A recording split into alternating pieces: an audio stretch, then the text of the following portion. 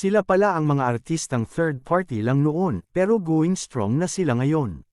Number 1, Dingdong Dantes at Marian Rivera. Usap-usapan noon na si Marian daw ang naging dahilan ng paghihiwalay ng magkasintahan na sina Karil Padilla at Dingdong Dantes. Number 2, James Reid at Iza Pressman. Umugang ang balita ng hiwalayan ng sikat na couple na Jadine dahil umano kay Iza Pressman. Mariin itong itinanggi nina James at Iza, ngunit makaraan ng isang taon ay inamin din nila sa publiko ang kanilang relasyon.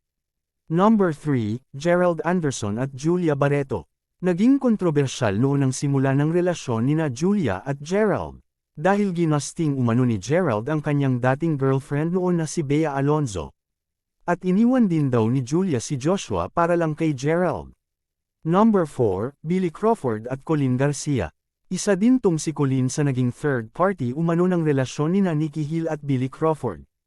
Number 5, Sian Lim at Iris Lee.